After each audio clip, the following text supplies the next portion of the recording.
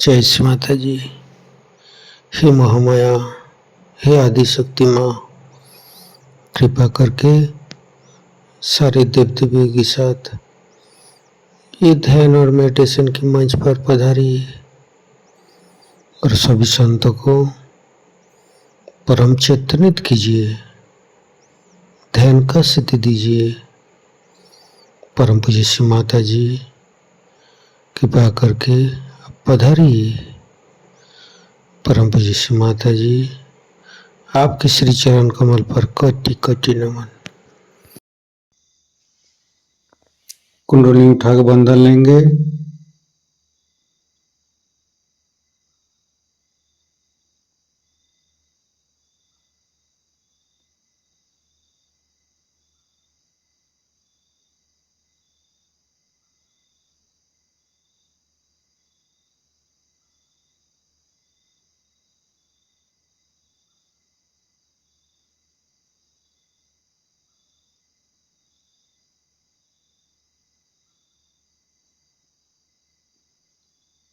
तीनों महामंत्र।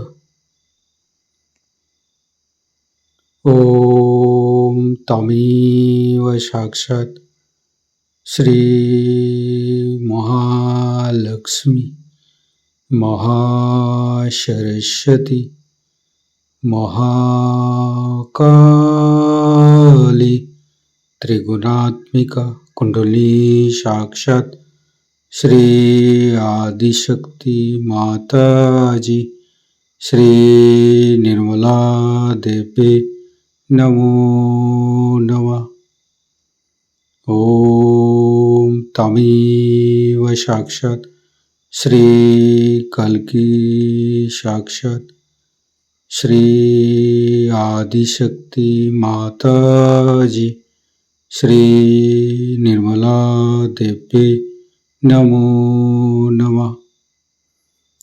ओम तमेव साक्षात् श्री कल्की साक्षात् श्री सहस्रार स्वामिनी मोक्ष प्रदायिनी माता जी श्री निर्मला देवी नमो नमः। गणेश मंत्र।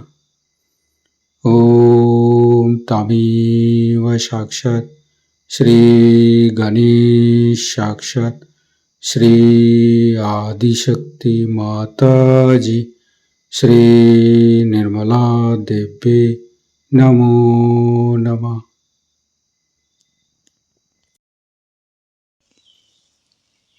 दोनों हाथ खुला हुआ परम पूज्य श्री माता जी को बिंदी को देखते रहेंगे। मन में अच्छे अच्छे चिंता, अच्छे अच्छे भाव लेके आएंगे। परम पूज्य श्री माता जी, कृपा करके हमारे हृदय को सच कीजिए। सच हृदय कमलासन पर श्री चरण को स्थापित कीजिए माँ। परम पूज्य श्री माता जी के श्री चरण की शीतलता हम हृदय पर अनुभव करेंगे। परम पूज्य श्री माता जी, हम अज्ञानी हैं। हमारी अज्ञानता के वश में यदि आपकी शान के खिलाफ कोई गलती हुआ हो, कृपा करके आप मुझे क्षमा कर दीजिए माँ। धीरे धीरे चित्त को तीनों मूलाधार पर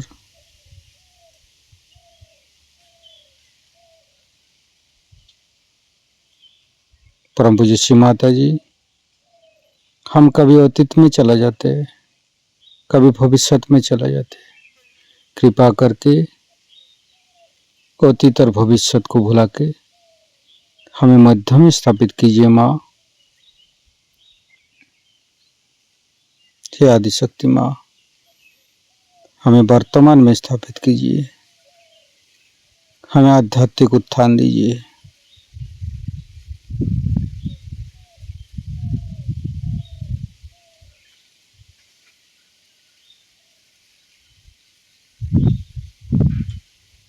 संपूर्ण चित्त मूलाधार चक्र पर,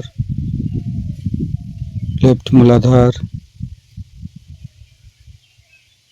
राइट मूलाधार, मध्य मूलाधार। परम पूज्य श्री माता जी, आप ही तो प्रभु गणेश है। कृपा करके हमारे अंदर अबोधिता और पवित्रता को रक्षा कीजिए।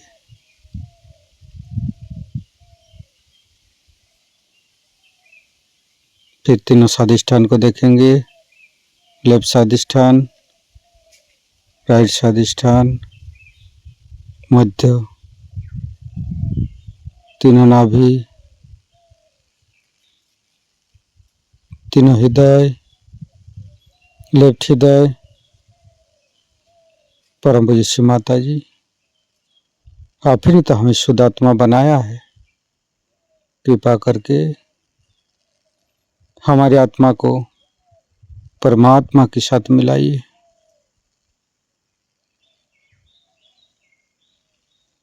लेफ्ट विशुद्धि। परम पूज्य श्री माता जी, शुद्ध आत्मा संपूर्ण निर्दोष है माँ। श्री माता जी, मैंने कोई भूल नहीं किया माँ।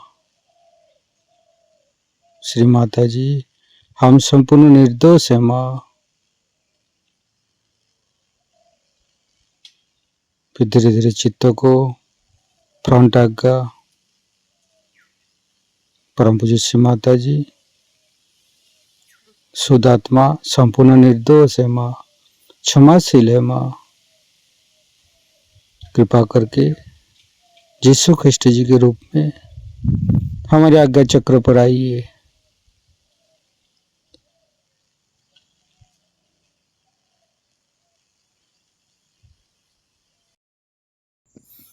संपूर्ण चित्त फ्रंट आज्ञा पर ही रखेंगे। गणेश अथर्वशीर्ष पाठ करेंगे।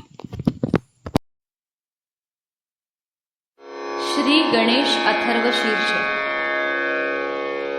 ओम नमस्ते गणपतये त्वमेव प्रत्यक्षं तत्त्वमसि त्वमेव केवलं कर्तासि त्वमेव केवलं धर्तासि त्वमेव केवलं हर्तासि त्वमेव सर्वं खल्विदं ब्रह्मासि त्वं साक्षादात्मासि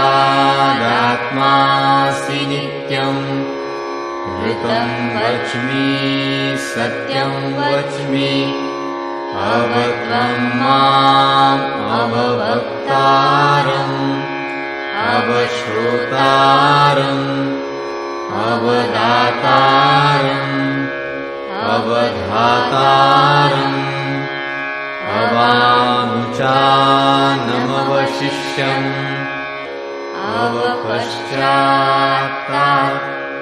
अवपुरस्तात् अवुत्तरात्तात् अवदक्षिणात्तात् अवचूर्ध्वात्तात् अवाधरात्तात्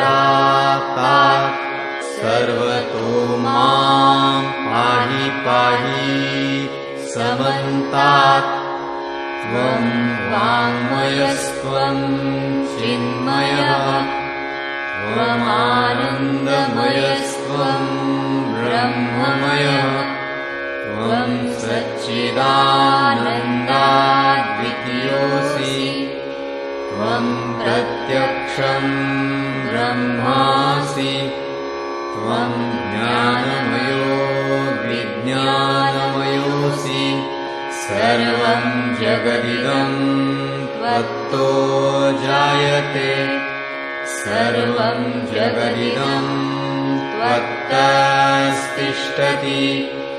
सर्वं जगदिदं त्वयि लयमिष्यति सर्वं जगदिदं त्वयि प्रत्येति त्वं भूमिरापो नलो नीलो नभः त्वं चत्वारि वाक्पदानि त्वं गुणत्रयातीतः त्वं देहत्रयातीतः त्वं कालत्रयातीतः त्वं मूलाधारस्थितोऽसि नित्यं त्वं शक्तित्रयात्मकः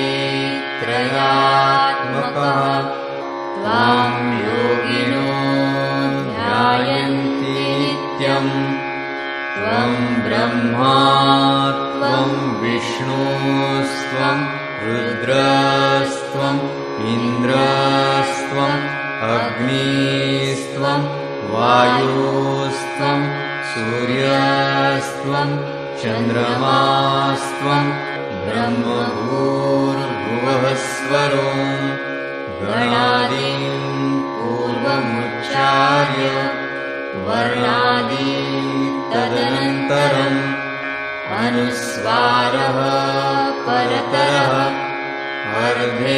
अर्धेन्दुलसितम् तारेण रुद्धम् एतत्तव मनुस्वरूपम् गकारः पूर्वरूपम् अकारो मध्यमरूपम् अनुस्वारश्चान्त्यरूपम् बिन्दुरुत्तररूपम् नादसन्धानम् संहिता सन्धिः सैषा गणेशविद्या गणकऋषिः निःसृद्गायत्री छन्दः गणपतिर्देवता ॐ गं गणपतये नमः एकदन्ताय विद्महे वक्रतुण्डाय धीमहि तन्नो दन्ती प्रचोदयात् एकदन्तं चतुर्हस्तं पाशमङ्कुशधारिणं रदं च वरदं हस्तैर्बिभ्राणं मूषकध्वजम् रक्तं लम्बोदरं शूर्पकर्णकं रक्तवाससं रक्तगन्धानुलिप्ताङ्गं रक्तपुष्पैः सुपूजितं भक्तानुकम्पिनं देवं जगत्कारणम् अच्युतम् आविर्भूतं च सृष्ट्यादौ प्रकृतेः पुरुषात् परम् एवं ध्यायति यो नित्यं स योगी योगिनां वरः नमो व्रातपतये नमो गणपतये नमः प्रमथपतये नमस्तेऽस्तु लम्बोदरायैकदन्ताय विघ्ननाशिने शिवसुताय श्रीवरदमूर्तये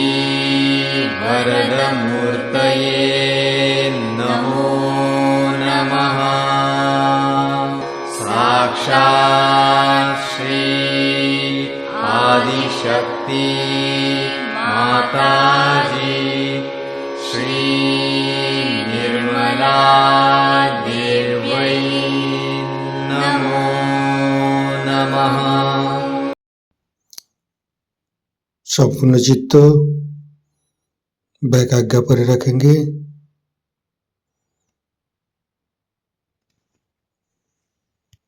परम पूज्य श्री माता जी, मैंने सबको क्षमा किया, कृपा करके आप भी मुझे क्षमा कर दीजिए। महागणेश के मंत्र लेंगे। ओम तमेव साक्षात श्री महागणेश साक्षात श्री आदि शक्ति माता जी श्री निर्मला देवी नमो नमः। ऋतंभरी प्रज्ञा के मंत्र लेंगे। ओम तमेव साक्षात श्री ऋतंभरी प्रज्ञा साक्षात श्री आदि शक्ति माता जी श्री निर्मला देवी नमो नमः। धीरे धीरे चित्त को शास्त्रार पर परम पूज्य माता जी हमारे अंदर अहंकार प्रति अहंकार को दूर करके शास्त्रार पर आइए। शास्त्रार को खोल दीजिए माँ। परम पूज्य माता जी हमारी शास्त्रार पर विराजमान हुई। संपूर्ण ध्यान का स्थिति, निर्विचारिता का स्थिति, दोनों हाथों पर शास्त्रार पे परम चैतन्य का अनुभव करते हुए निर्विचारिता का मंत्र लेंगे।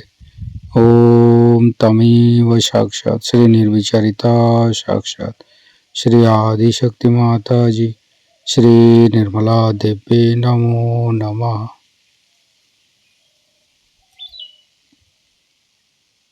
शास्त्रार का मंत्र लेंगे।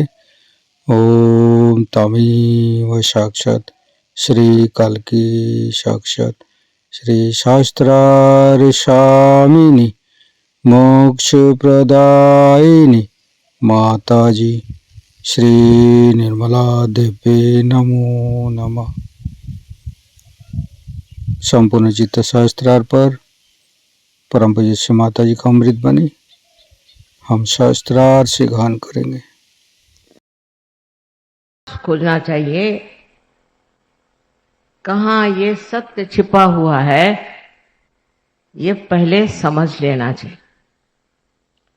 आप देखिए कि परदेश से हजारों लोग हर एक देश से यहाँ आते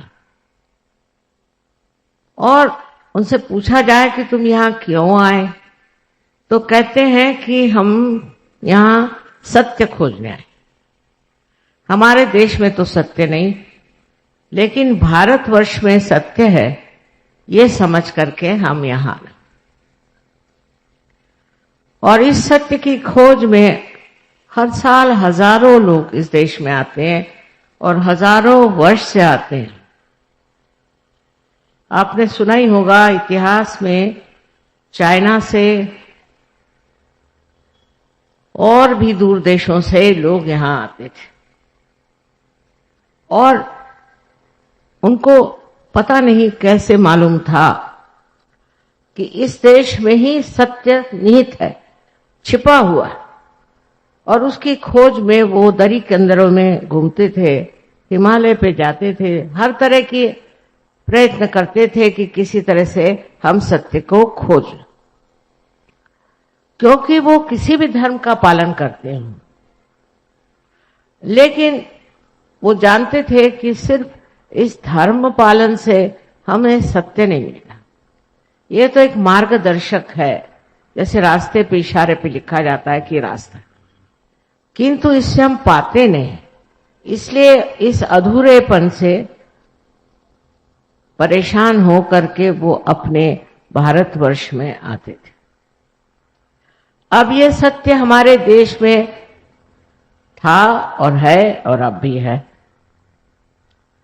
और इस सत्य को पाना अत्यंत आवश्यक। अपने यहाँ की प्रणाली और प्रदेश की प्रणाली में बहुत अंतर है। वहां की जो ज्ञान की प्रणाली है वो इस तरह है कि अगर कोई बात कोई आदमी कहता है तो उसको फौरन वो देखने लगते हैं, उसका निरीक्षण करते हैं और उसका विश्लेषण करते हैं कि ये बात कहां तक सही है। ईसा मसीह ने भी अगर कोई बात कही तो उसका विश्लेषण हो जाता। उस विश्लेषण से जो असलियत है वो पता नहीं लगती और उससे दूसरे विद्रूप रूप सामने आ जाते। अब ये सोचना है कि अपनी देश की प्रणाली कैसी। एक तो इस देश में कोई तो विशेषता पवित्रता है, कि यहाँ इतने ऋषि मुनि और इतने मनन करने वाले महान लोग हैं, हजारों वर्षों, और वो बढ़ते बढ़ते 16वीं शताब्दी तक हम देखते हैं कि यहाँ गुरु नानक जैसे अनेक ऐसे साधु संत हो गए कि उन्होंने सत्य पे काफी कुछ लिखा, काफी कुछ कहा गया, समझाया गया। लेकिन हमारी जो प्रणाली है वो इस तरह की है कि जो ऐसे पहुंचे हुए पुरुषों ने लिखा है उसका हम वहां नहीं करते, उसको हम डिस्कस नहीं करते, उसको हम शास्त्रीय दृष्टि से नहीं देखना चाहते, क्योंकि वो पहुंचे हुए लोग हैं, वो ऊंची स्थिति पे हैं। वहां से उन्होंने अगर कोई बात कह दी तो उसको हम मान्य करके उस रास्ते पे चलते हैं। ये हमारे देश की विशेष तरह की एक प्रणाली है जिसमें हम एक श्रद्धा भाव से, एक विश्वास के साथ इस चीज को मानते हैं कि जो बड़े पहुंचे हुए आध्यात्मिक स्तर के ऊंचे मार्ग में रहते हुए लोगों ने लिखा है वही बात सही है, उसमें झूठ नहीं। और उसको पड़तालने का, उसका विश्लेषण करने का हमें कोई अधिकार नहीं, क्योंकि हम कोई ऐसे बुद्धिमान नहीं, ऐसे हम पहुंचे हुए लोग नहीं, हमारे में इतने शास्त्र वगैरह का कोई ज्ञान नहीं, न ही हम गहराई से कोई चीज जानते। एक बार इस बात को समझ लेने पर हम श्रद्धा पूर्वक उस महान तत्वों को मानते हैं जो हमारे सामने इन ऋषि मुनियों ने रखा।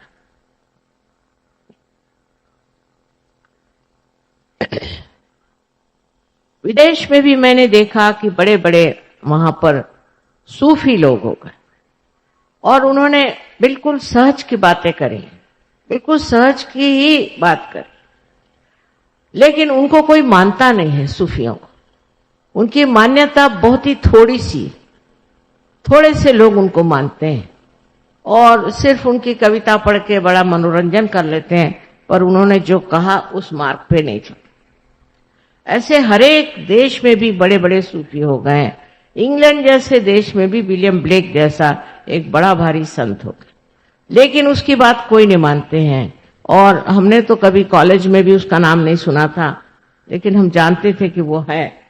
जब लंदन गए तो पहली मर्तबा हमने उनकी किताबें खरीदी।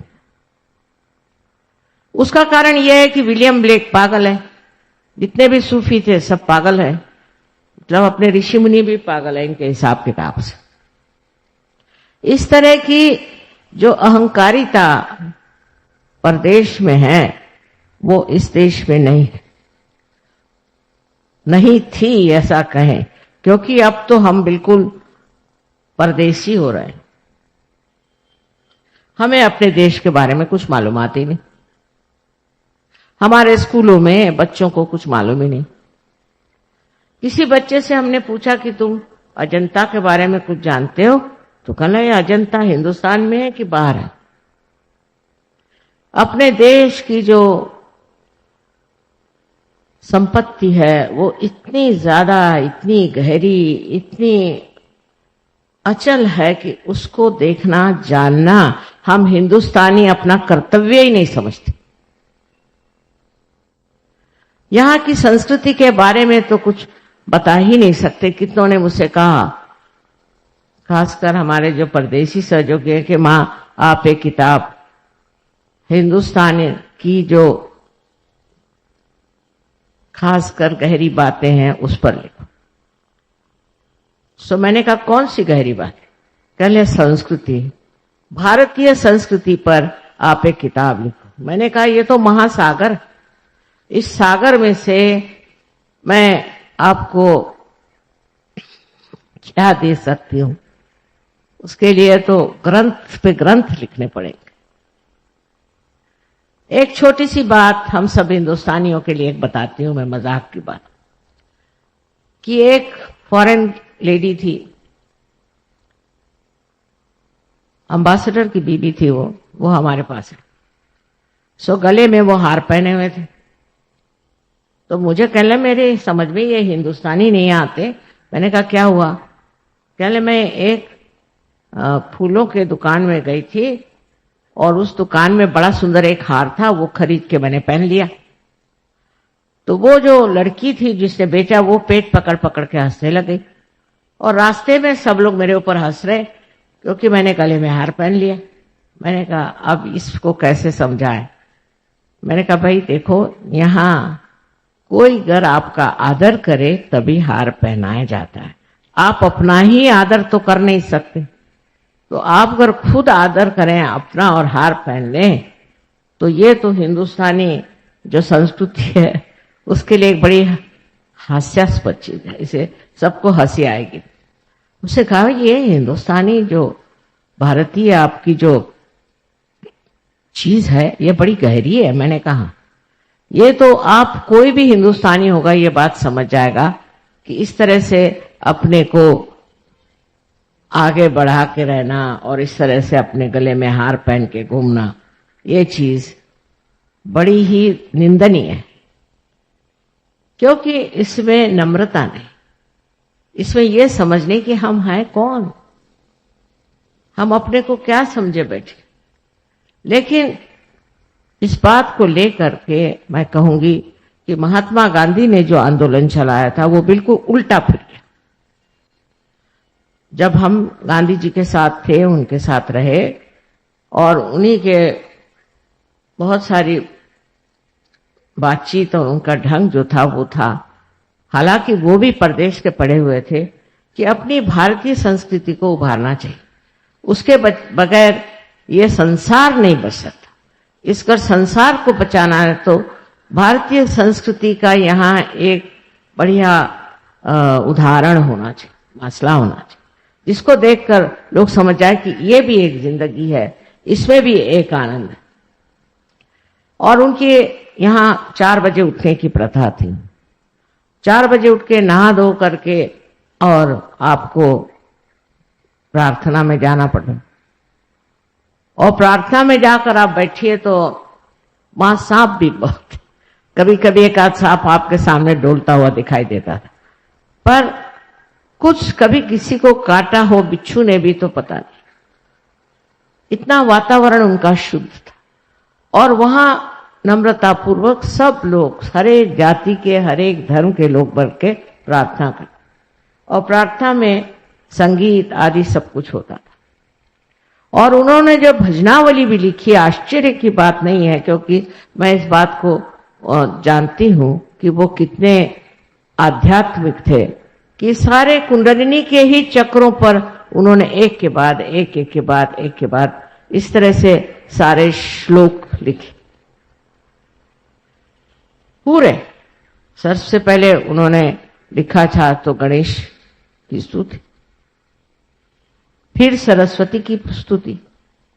इस तरह से करते करते उन्होंने हरेक चक्र के जो अधिष्ठित देवता थे उनके ऊपर में अपनी भजनावली में लिखा था और उसी तरह से गाने का। उसके बाद बाइबल से भी लॉर्ड्स प्रेयर कही जाती थी, उसके बाद कुरान से भी कहा जाता था और भी बुद्ध धर्म का भी और जैन धर्म की भी उसमें कुछ न कुछ श्लोक होते थे। पर पहला जो हिस्सा था उसमें एक एक चक्र पे बैठे हुए हर एक देवता को उन्होंने लिया था। इतने आध्यात्मिक दृष्टि से देखते थे, वो कुंडलिनी के बारे में जानते थे, चक्रों के बारे में जानते थे। सब कुछ जानते हुए उन्होंने इस चीज को लोगों में लाने की कोशिश की, ऐसी भजनावली लिखाई जिसमें इस तरह से सब चीजें लिखी। और अध्यात्म के बारे में बहुत मुझसे भी पूछते थे, मैं तो बहुत छोटी लड़की थी, लेकिन तब से वो पूछा करते थे कि तुम बताओ कौन सी गहनता हमारे संस्कृति की विशेष।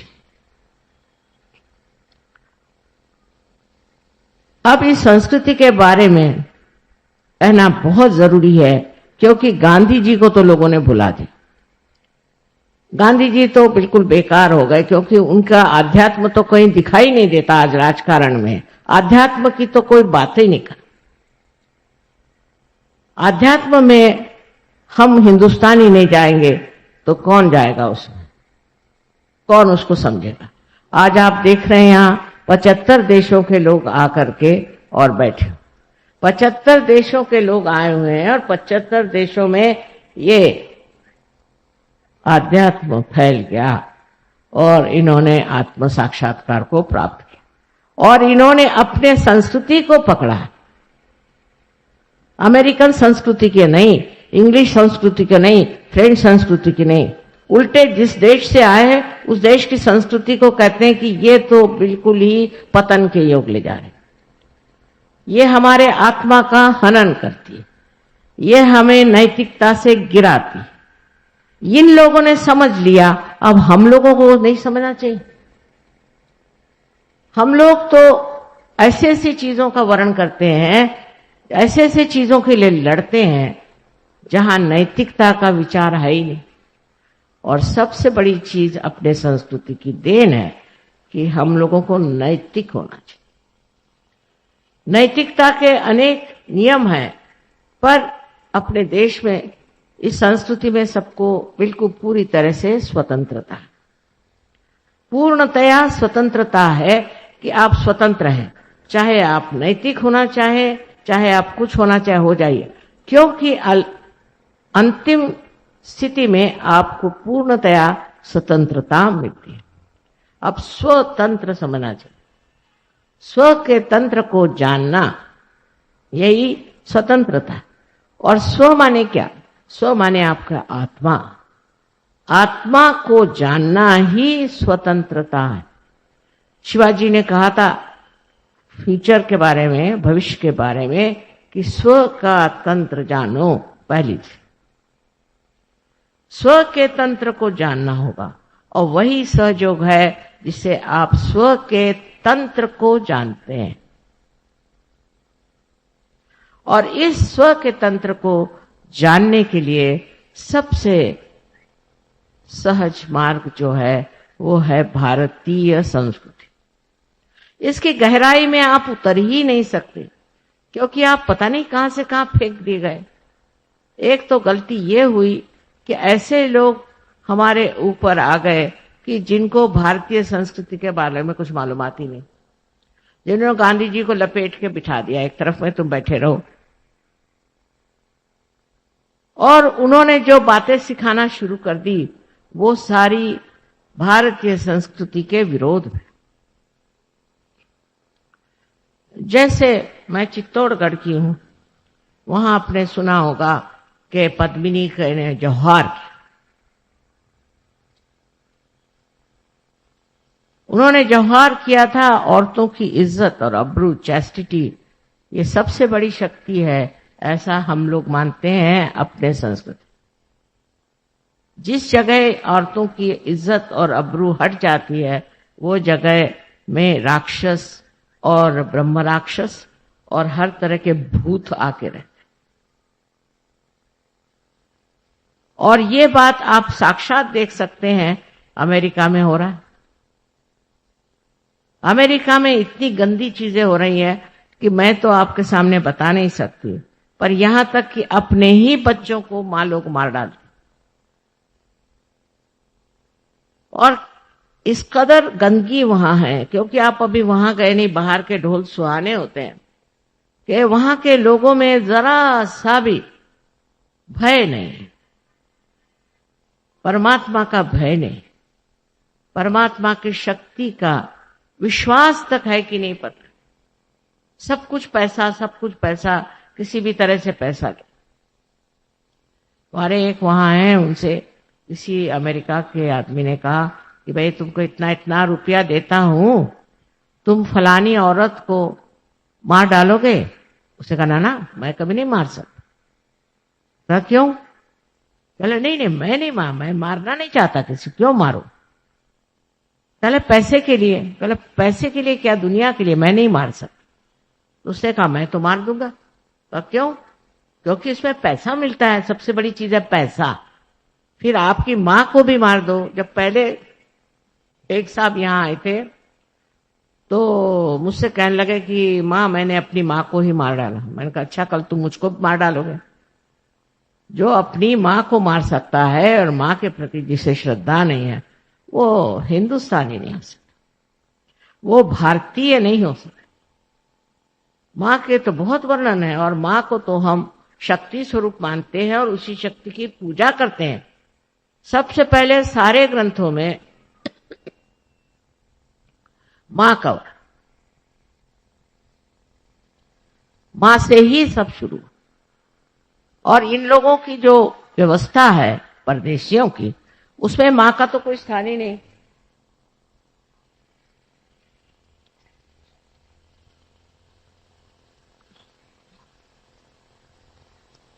बहुत से देशों में तो देश का नाम भी बाप के नाम से, जैसे हम लोग भारत माता कहते हैं तो वो अपने देश को कहते हैं कि ये तो पुरुष है। उसमें से एक देश है जर्मनी। आप जानते हैं जर्मनों ने क्या किया, अब रो रहे हैं जो कुछ भी किया उसके लिए, पर किया तो सही। ऐसे भारतवर्ष के लोग नहीं कर सकते। अब हमारे यहां समझ की कितनी कमी है। एक किताब मैंने देखी जयपुर पे, वो जयपुर का कोई होएगा, उसने लिखी होगी। मुझे हैरानी हुई कि वो कहता है कि जो जौहर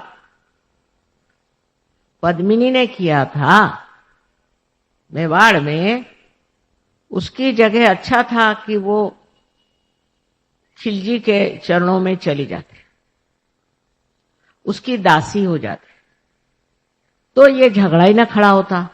32,000 औरतों को जला दिया, ये कौन सा उन्होंने बड़ा काम किया। देखिए अकल की कहां पहुंचती है। उससे अच्छा था कि सबसे आप समझौता करते।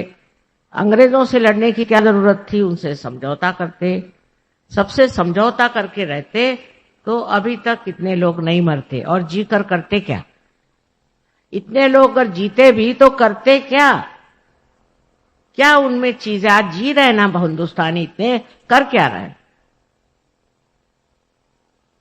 क्या ये प्राप्त करने वाले? पैसा पैसा पैसा इनकी भी खोपड़ी में घुस गया, और उसके लिए हम अपनी सारी जो मूल्य हैं उनको बेच डालें। उन सब मूल्यों को हम सत्यानाश कर दें जिसके सहारे हम जी रहे हैं। और आपको पता होना चाहिए कि सारी दुनिया आपकी तरफ आंख लगाए बैठे कि आप कौन से मूल्यों पे उठने वाले हैं, कौन से मूल्य से आप जगने वाले हैं। कोई भी आपको बेवकूफ बना दे, आप बेवकूफ बन जाते हैं। अंग्रेजों ने बेवकूफ बनाया, अब और बेवकूफ बनिए। अनैतिकता को फैलाना जिनका काम है वो भारतीय नहीं हो सकते,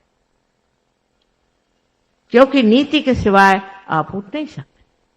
नीति के सहारे आप उस परम को पा सकते। अगर आपने अंदर नैतिकता नहीं बैठी हुई तो आपका उद्धार हो नहीं सकता। आप नर्क में जाएंगे और आपका देश भी नर्क में जाएगा। जो लोग अनैतिकता को लेते हैं, जैसे देखा है हमने कि उन्होंने वहां पे हर तरह की स्वतंत्रता दे, अमेरिका किसी तरह से पैसा कमाना, फिर औरतें अपनी इज्जत बेचे, चाहे शराब के आप गुत्ते खोलिए, चाहे कुछ करिए, किसी तरह से पैसा कमाना है। और पैसा कमा करके ये नए अमेरिका का देश है क्या? आपको पता है सब पे कर्जा है, उस देश पे कर्जा है। हमारे यहां से इतने लड़के वहां गए, इतने पढ़े लिखे। मैंने कहा यहां आए क्यों? कल यहां बड़ी तनख्वाहें मिलती थी, पैसा मिलता था इसलिए आए। अच्छा, अब पैसा गया कहां? सब पे क्यों इतना कर्जा है? हर एक बच्चे पर कर्जा। मैंने कहा भाई ये हिंदुस्तानी होकर तुम्हारे ऊपर कर्जा क्यों हुआ? सोचने की बात है कि आप बड़े भारी इंजीनियर हो गए, डॉक्टर्स हो गए, चार्टर्ड अकाउंटेंट हो गए, और यहां कर कर्जे में बैठे हो कि अब तुम वापस नहीं जा सकते। कल यहां पे जो लाइफ स्टाइल है, यहां के जो रहन सहन है, उसमें तो कर्जा हो ही जाता। बेवकूफ जैसे वो लोग भी वहां ऑर्डर दे कि ये चीज मंगा, वो चीज मंगा, और वो कार्ड रखते हैं, कार्ड, और सब कर्जे में है। किसी के पास कुछ पैसा नहीं। आप गए वहां और वहां जाकर आपने कर्जा कर लिया, फायदा क्या? कुछ कमाया नहीं, कुछ नहीं, और वहां आप कर्जे में बैठे हुए हैं। हाँ, बड़ा बढ़िया आपके पास आलीशान सोफा होएगा, कारपेट होएगी, ये होगा वो होगा, हर सब कर्जे से। और वहां कर्जा करना कोई बुरी चीज समझी ही नहीं जाती, तो आप कर्जे पे कर्जा करते जाओ। ऐसी संस्कृति जहां अनैतिकता इतनी हो, वहां होना ही हो। इसको अलक्ष्मी कहते हैं, अलक्ष्मी का कोप, कि दिखने को ऊपर से तो दिखाई देता, अंदर कुछ नहीं, अंदर कर्जा। और हम उनसे क्या सीख सकते हैं? वो यहां सीखने आते हैं, और हम उनसे क्या सीख सकते हैं? इन लोगों से कुछ भी सीखने का नहीं। ये कहने में कोई भी डर की बात नहीं है कि अपने देश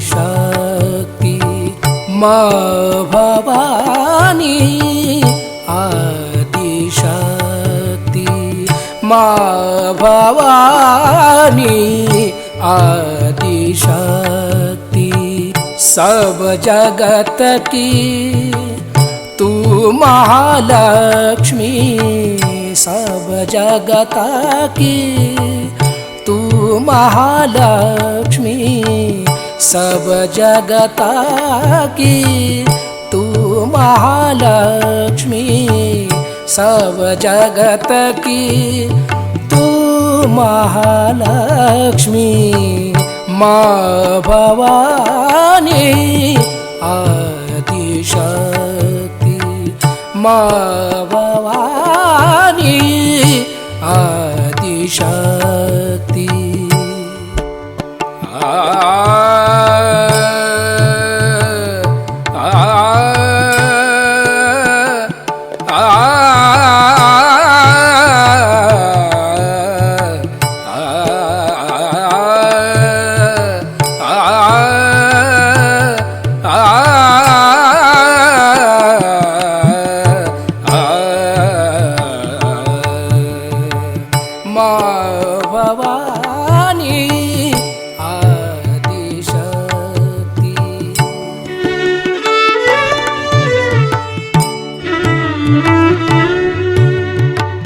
माँ भवानी आदिशक्ति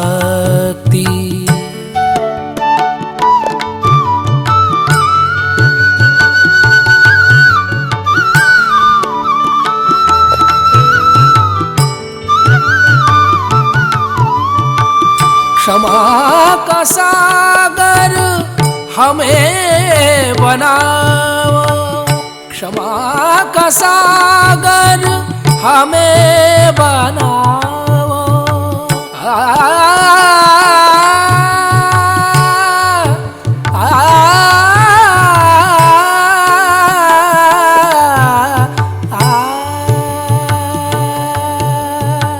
क्षमा का सागर क्षमा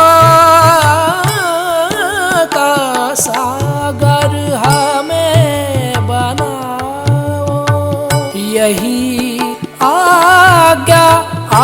आशीष दिलाओ, यही आज्ञा आशीष दिलाओ।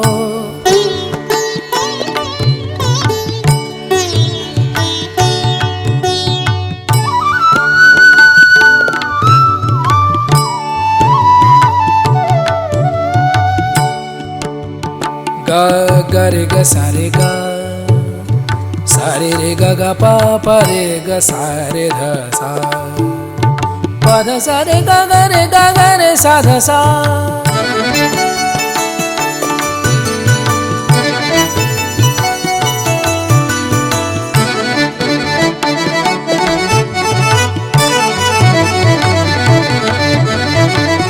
माँ भवानी आदिशक्ति,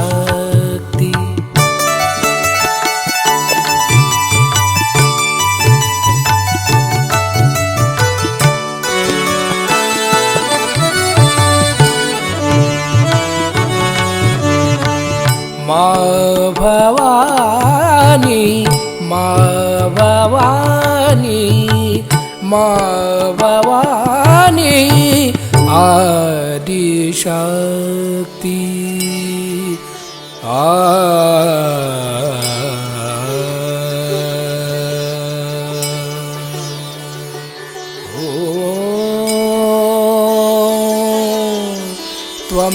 त्वमेव साक्षात् श्री जीसस मेरी माता, साक्षात श्री आदि शक्ति माता जी, श्री निर्मला देवी नमो नमः।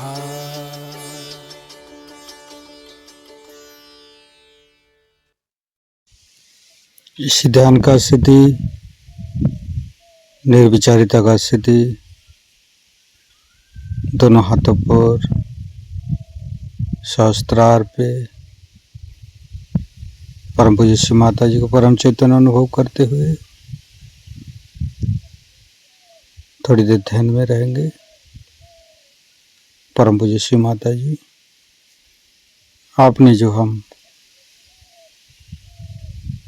परम चैतन्य अनुभव कराया, इसके लिए मैं आपको कोटि कोटि नमन। कुंडली उठाकर बंधन लेंगे।